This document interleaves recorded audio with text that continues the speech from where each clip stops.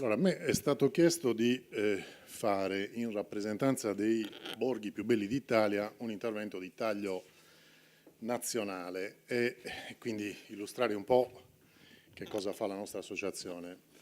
Però se poi me lo dovessero concedere Lucio Murro e il professore Jarc, io 2 minuti sulla situazione sarda vorrei dedicarli con alcune considerazioni, come dire, non politicamente corrette, ma per dire ciò che penso realmente sul nostro sistema. Lo farò alla fine, così magari prendo qualche applauso prima, dopo no. I borghi più belli d'Italia sono delle 3 associazioni, perché è bene che sappiate che i borghi marinari non esistono. I borghi marinari sono una realtà che esisteva con un vecchio progetto comunitario che è sopravvissuto solo in Sicilia. Non esiste una mail, non esiste un ufficio, non esistono.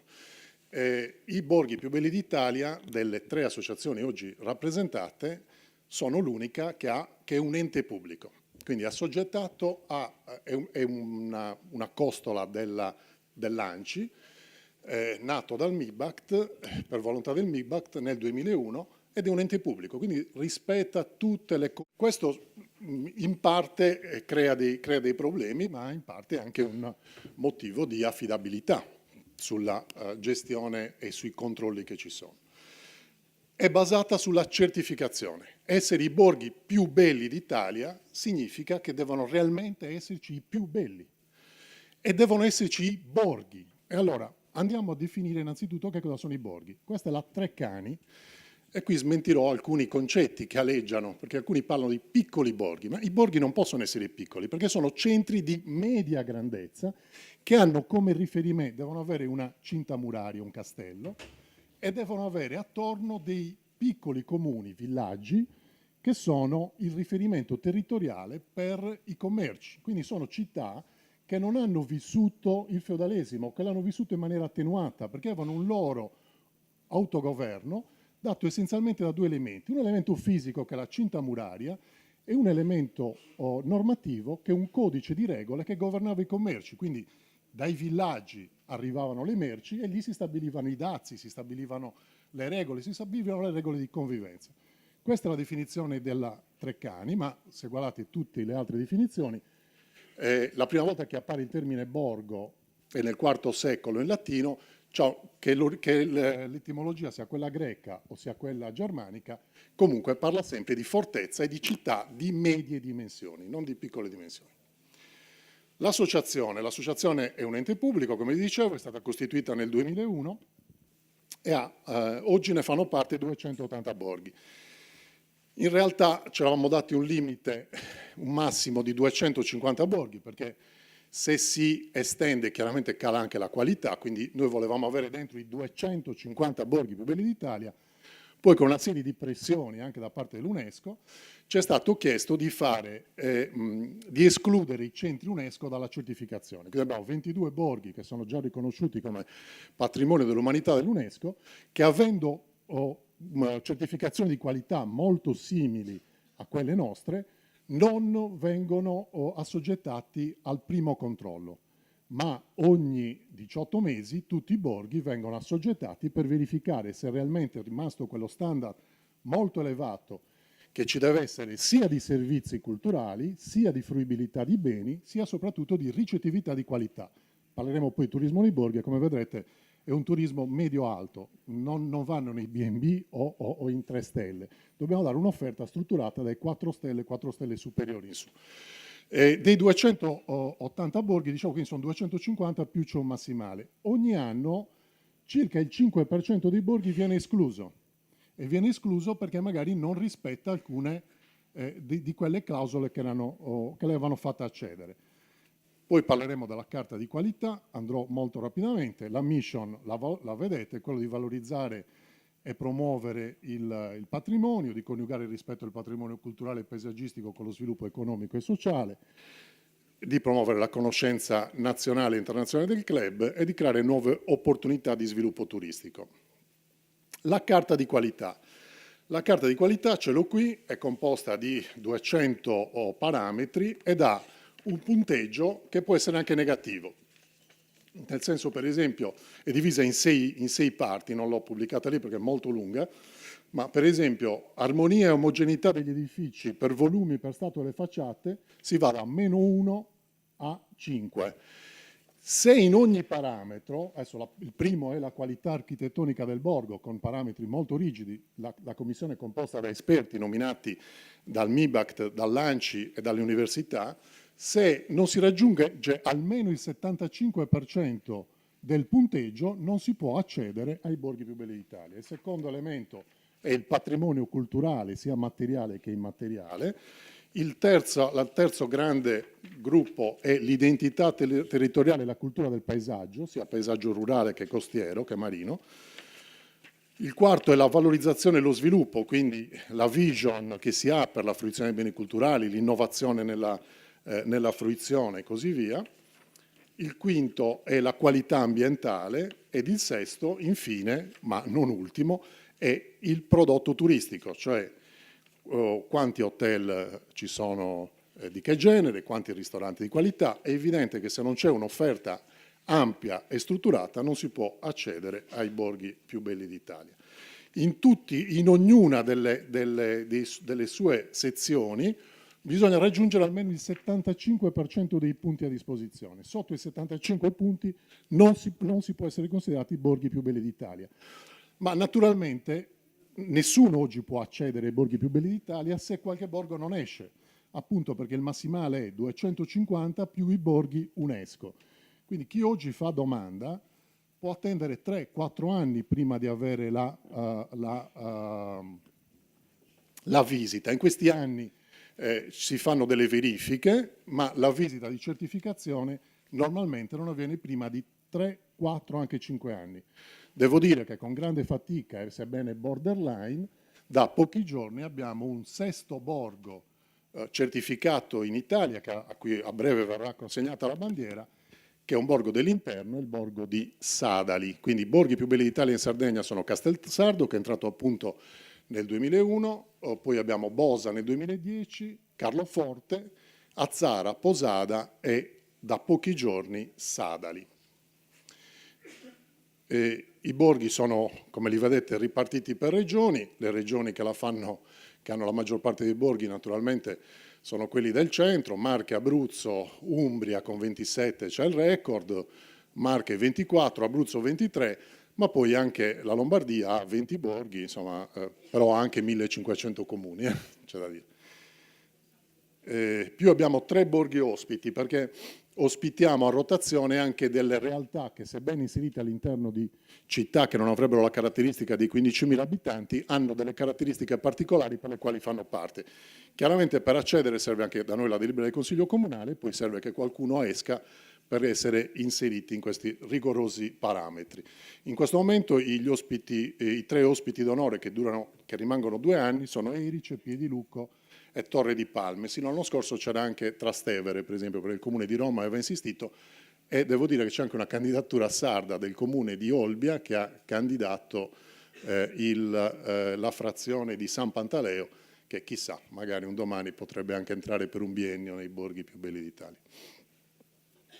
La guida. Abbiamo una guida, sia online che cartacea, di 832 pagine, 2000 foto, 20 mappe, 600 piatti tipici, eccetera, eccetera. Abbiamo un portale che ha 1.300.000 visitatori mensili unici, e 6.328.000 pagine visitate di media al mese. Abbiamo il profilo, di questo siamo molto orgogliosi, perché abbiamo una struttura un po' articolata e complessa. Abbiamo su Instagram assunto forse il mago di Instagram, che lavorava prima per la Regione Marche, che si chiama Antonio Cadei, che ha fatto sì che in breve tempo il nostro profilo Instagram divenisse il profilo istituzionale in assoluto più visitato, con 127.000 follower.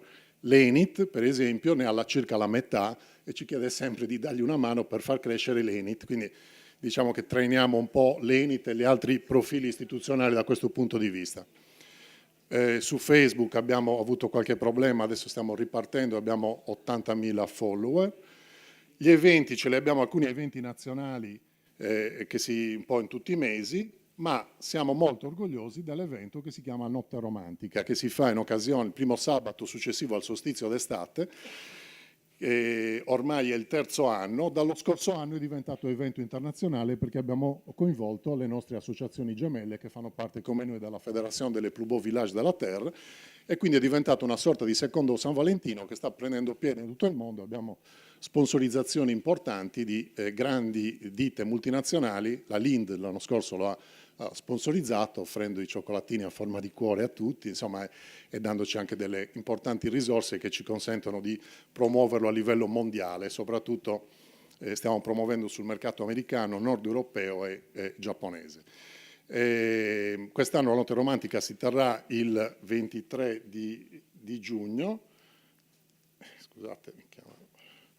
E viene svolta contemporaneamente. L'anno scorso abbiamo avuto 2 milioni di visitatori nella giornata nel complesso dei borghi, quindi sono numeri importanti.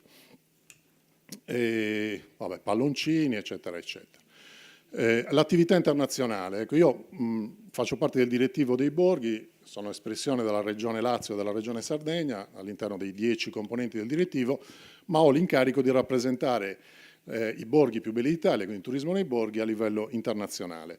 Noi partecipiamo alle principali fiere. 2 settimane fa sono stato a Mosca, il 20 di aprile saremo ospiti di onore in Giappone, dove è stata scelta l'Associazione Borghi più belli d'Italia per rappresentare il turismo, l'offerta del turismo italiano, e poi abbiamo tutta una serie di partecipazioni, molte concentrate. In questi giorni siamo presenti in Azerbaigian, per esempio, con le fiere, facciamo circa una 60ina di eventi internazionali all'anno. Abbiamo strutturato un ufficio che seguo io, ma che è coordinato da una bravissima funzionaria che si chiama Monica Gillocchi, che segue la comunicazione internazionale. Prossimo evento internazionale lo faremo, ne parlavo prima con l'amico francese, lo terremo in Francia, quelli precedenti li abbiamo tenuti in Giappone, nella Hokkaido, in Canada, e poi l'anno scorso in Spagna, nel Pueblos Más Bonito de Spagna. Quest'anno l'assemblea si terrà invece proprio in Provenza, in Francia. Il prossimo anno organizzeremo invece l'assemblea mondiale in Italia. Che cosa sono i borghi più belli d'Italia? I borghi più belli d'Italia sono un mondo, nel senso che ha una serie di braccia operative, di funzioni operative, uno dei quali è il nostro importante Borghi Italia Tour Network, che è un importante tour operator. È considerata una delle 5 start-up del turismo per numeri, è stata acquisita da un grande gruppo internazionale che fa capo alla famiglia Amodeo, che ha sborsato parecchi milioni di euro e ci dà grande soddisfazione perché movimenta numeri davvero importanti che poi vi leggerò. Abbiamo un altro soggetto che è il consorzio ECE Italia, Eccellenza Italia, che è un consorzio del quale possono far parte tutti i produttori che abbiano la sede legale o una sede operativa all'interno di uno dei 280 borghi più belli d'Italia. ECE Italia ha partnership con Italy, per esempio, e con tanti altri soggetti, e non so se a voi vi sarà capitato di andare a Ficco a Bologna o andare per esempio a Ostiense, a Italy Ostiense, troverete l'Osteria dei Borghi. Questa osteria dove chiamiamo importanti chef stellati, lo scorso anno l'ha seguita Boscolo, per esempio dall'Accademia degli Chef, proponiamo solo ricette provenienti specifiche dei borghi o delle cucine regionali. Pensate che la nostra osteria, l'Osteria dei Borghi all'interno della stazione Ostiense di Roma, da sola ha fatto il fatturato di tutti gli altri ristoranti di Italy, quindi dalla friggitoria alla carne, al pesce, da sola ha fatto gli stessi numeri in termini di fatturato che hanno fatto tutti gli altri ristoranti messi assieme. Chiaramente abbiamo i nostri corner presenti in Italy, di New York, un po' in tutto il mondo, insomma, con Italy World. Ancora un minuto, allora cerco di andare molto veloce. Abbiamo una società Borghi Servizi Ambiente che fa, qui non parlerò di Sardegna, allora. Borghi Servizi Ambiente che invece fa project financing, quindi recupera edifici abbandonati per trasformarli in hotel prevalentemente a 5 stelle, vecchi conventi, episcopi, con progetti di project financing in cui l'investimento poi torna in una ventina di anni. Quali sono i nostri media partner? Tiziana Tirelli stamattina parlava di Borgo dei Borghi. Il Borgo dei Borghi è frutto dei Borghi più belli d'Italia perché la RAI è il media partner dei Borghi Più Belli d'Italia e quindi insieme abbiamo inventato questa sorta di competizione che serve a far sentire l'orgoglio di appartenere a uno dei Borghi Più Belli d'Italia con l'elezione di Borgo dei Borghi. Ha partecipato Castelsardo che si è piazzato secondo, Bosa secondo, Posada terzo, adesso abbiamo finito i Borghi Più Belli d'Italia e stiamo inserendo altri borghi per partecipare in rappresentanza della nostra regione, ma il Borgo dei Borghi è un progetto di Borghi Più Belli d'Italia. Abbiamo una partnership con Costa Crociere, ogni tappa di Costa Crociere viene promossa l'escursione nel borgo più bello d'Italia più vicino, quindi si fermano a Porto Torres, vanno a Castelsardo e a Bosa, si fermano a Cagliari, vanno a Carloforte, si fermano a Olbia, vanno a Posada, a Palermo, vanno a Salemi, per esempio, in questo momento stanno promuovendo. Trenitalia, stessa cosa, 24 borghi sono raggiungibili in treno e se andate a Fiumicino, alla stazione Termini, piuttosto che a Milano Centrale, vedete nei grandi schermi i borghi più belli d'Italia perché fanno parte di una partnership. Tutte queste sono a costo zero perché a queste grandi multinazionali, a queste grandi imprese fa piacere associare i borghi più belli d'Italia, così come a noi fa piacere avere questa pubblicità. Abbiamo la partnership con Italy, FICO, abbiamo un grosso spazio all'interno, così come ce l'abbiamo in tutti gli Italy World. Con l'Enit abbiamo una convenzione per la quale partecipiamo a tutti gli eventi principali e ci riconosce anche 200.000 euro per promuovere il turismo nei borghi all'anno. Facciamo parte della federazione internazionale delle Plus Beaux Villages de la Terre, che ha dentro, insomma, vedete un po' di paesi, dal Giappone al Canada, Belgio, Francia, Spagna, Russia e così via. Che la Federazione delle Plus Beaux Villages de la Terre a sua volta fa una serie di iniziative molto importanti, anche di crowdfunding, quindi raccogliamo finanziamenti per sostenere il salvataggio dei borghi e facciamo anche iniziative di tipo umanitario. Dati, e questi forse sono la parte più importante, nel 2016, non abbiamo i dati del 2017, abbiamo avuto 7.300.000 arrivi, pari al 6,2% del totale. Questo fa sì che il turismo nei borghi in Italia sia diventato il terzo pilastro dell'offerta turistica italiana dopo città d'arte e turismo marino balneare. Abbiamo avuto 29 milioni di presenze pari al 7,2% del totale, 60% italiani, 40% stranieri. Queste percentuali sono ribaltate in Sardegna, dove abbiamo invece una prevalenza di stranieri, e la cosa che ci fa molto piacere è che la permanenza media sia di 3,98 giorni, chiaramente questi sono dati Istat certificati, 3,98 giorni contro una presenza media di 3,5 giorni per il resto delle offerte italiane. I turisti stranieri provengono in gran parte dalla Germania, 35%, Paesi Bassi al secondo posto, 8,8%, e poi vedete a seguire Regno Unito, Francia e USA, 4,4%.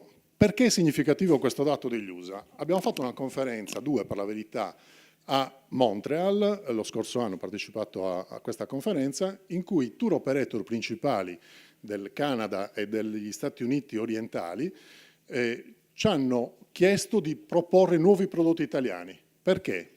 Perché il segretariato di Stato americano, a cui si è subito associato anche il Ministero degli Esteri canadese, nel momento nel quale c'è stata la recrudescenza di attentati nelle città d'arte, nelle capitali europee, soprattutto Francia, Belgio e così via, ha chiesto di proporre dei prodotti alternativi alle capitali europee e quindi sul prodotto Borghi Più Belli d'Italia, Borghi Più Belli d'Europa, ha ritenuto di strutturare un'offerta, e quindi abbiamo numeri che sono passati in 2 anni dallo 0,7 al 4,4% di turisti americani nei nostri borghi, che sono percentuali veramente importanti e frutto di questo accordo fatto con i tour operator e con la segreteria di Stato americana. Parlo dei tempi di Obama. Io ho finito il tempo e me ne dispiace tanto. Se posso dire solo... Aspetta, ti recuperiamo dopo, Franco. Se tu ti trattieni, ti recuperiamo sulla tavola rotonda, d'accordo? Così ti facciamo dire tutto quello che vuoi, non devi scappare. Mi trattengo con uno solo problema, che domani mattina abbiamo a Norcia l'Assemblea Nazionale dei Borghi, quindi devo prendere la nave stasera. Se non me la fate perdere... No, tranquillo. Okay. Tiziana Tirelli.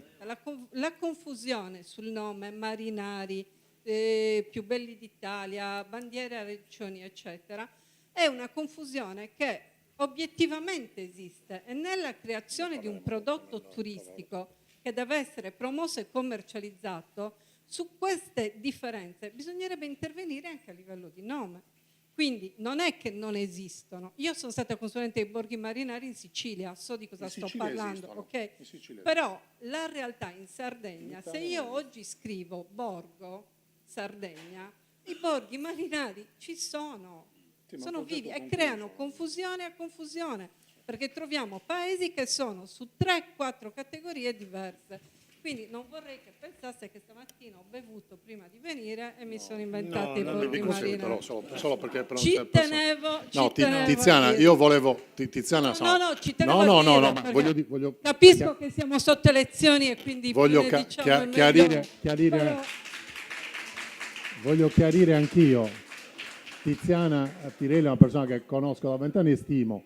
Non esiste un'associazione dei borghi marinari. Castelsardo, ho visto nel manifesto, è inserito nei borghi marinari, ma noi non abbiamo mai partecipato a nessun incontro, nessuna riunione, tantomeno a nessuna offerta strutturata.